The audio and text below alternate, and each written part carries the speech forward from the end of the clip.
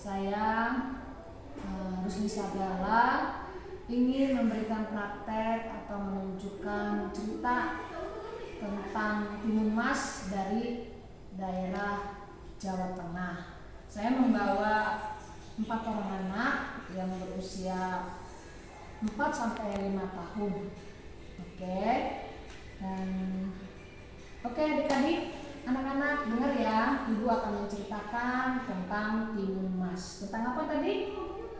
Timun Mas. Nah, Timun Mas ini berasal dari cerita Jawa Tengah, ya. Nah, begini ceritanya. Ada seorang ibu-ibu tinggal di hutan. Nah, terus dia lagi sendirian di dalam hutan itu. Dia sedih karena apa?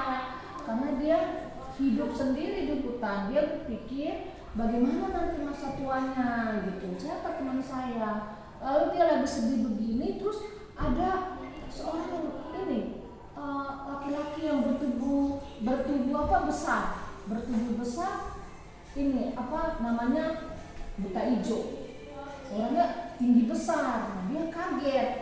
Siapa kamu? Aku buta hijau. Kata si buta hijau itu, aku akan menolong kamu, Mbok. Katanya, Mbok. Ini namanya Mbok Triwil. Kita sebut aja Mbok Triwil ya. Apa yang menjadi kesusahanmu? Iya, aku sedih sekali. Karena apa? Karena aku tinggal di hutan ini sendiri. Nggak ada siapa-siapa. Aku khawatir nanti kalau masa tuaku nggak ada yang menemaniku. Kasih Mbok ini. Lalu si buta hijau ini bilang begini, aku akan menolongmu. Gitu, asal kamu juga menolong aku. Kata si buta hijau. Apa yang bisa saya tolong? Kata si Mbok ini. Tanya gitu kan. Apa yang bisa Kak saya tolong? Kalau nanti anakmu sudah besar, anak itu harus kamu serahin ke saya, kata buta hijau itu. Wah, sedih dong hati empok ini kan. Masa saya akan serahin anak saya ke buta hijau ini gitu. Nah, terus akhirnya empok ini apa? Setuju, ya udah deh. Yang penting saya punya anak, yang penting ada teman saya di hari tua. Oke, nih dikasihlah sebuah tempat bingkisan yang isinya biji-biji timun. Nah, terus oke, buta hijau, terima kasih banyak. Dibawalah itu yang ada bungkusannya itu. Setelah sampai di rumah, empok ini melemparkan timunnya itu ke halaman dekat kebun rumahnya. Lalu tumbuh, gak lama kemudian tumbuhlah timun itu. Timun itu subur sekali timunnya, pohon timunnya. Tapi ada satu pohon yang warnanya emas. Nah, empok ini tertarik. Ini kok timunnya lain yang lainnya gitu kan? Kok ini berbentuk emas? Diambillah timun itu, terus dibawa masuk ke rumahnya. Lalu dibelah. Wih, jadi baik timun emas itu. Akhirnya empok itu bilang apa? Aku akan menamakan kamu menjadi timun emas. Kenapa dia menamanya timun emas? Karena berbentuk seperti emas yang berkilau gitu kan. Lalu besarlah ini anaknya si timun emas. Tumbuh cantik, ya kan, kelihatannya cantik, baik hati, rajin, mau menolong si Mbok kalau disuruh, nggak pernah marah. Ada nggak kalian di sini yang kalau disuruh mamanya marah? Ainun, ambilin ibu minum. Ainun marah nggak? Mau nggak?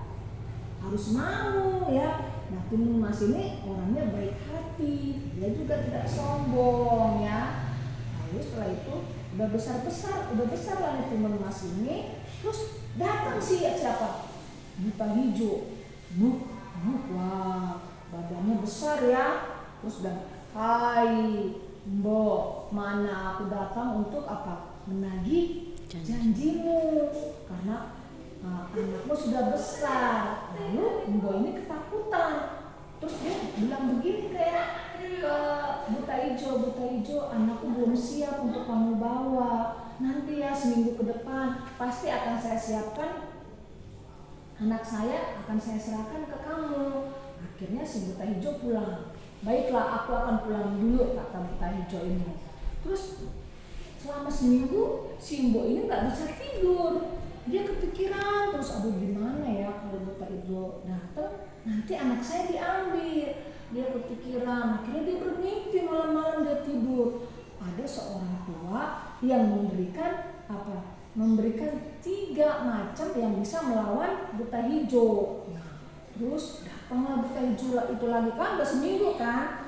Nah, datang buta hijau itu, hai Mpok, mana janjimu? Aku akan membawa anakmu sekarang. Oh iya, anakku sudah siap. Nah, sebelum buta hijau itu datang, Mbok ini sudah bilang, namanya Timun Mas, kalau nanti buta hijau datang, lemparkan ini apa?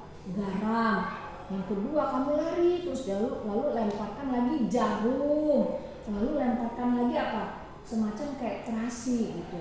Lalu akhirnya si Timun Mas ini apa? Mengikuti apa yang dibilang mboknya.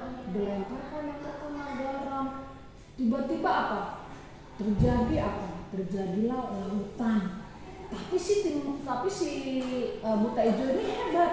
Dia bisa berenang, bisa melawan itu arus air itu. Terus kaget si Timun Mas, hebat banget si buta hijau ini kan. Lalu dilemparkannya lagi tuh apa? Terasi sama juga, bisa juga dilawan sama si buta hijau. Lalu dilemparkanlah apa? Jarum. Akhirnya buta hijau tenggelam, ya, dia tidak bisa melawan lagi. Nah, terus setelah itu si Timun Mas lega, bersyukur sama Tuhan karena dia bisa melawan siapa? Buta hijau. Dia bisa melawan buta hijau, ya kan? Akhirnya dia kembali lagi, ibu, katanya, Mbok, aku bisa melawan buta hijau. Buta hijaunya sudah mati, ditenggelam, kayak gitu kan.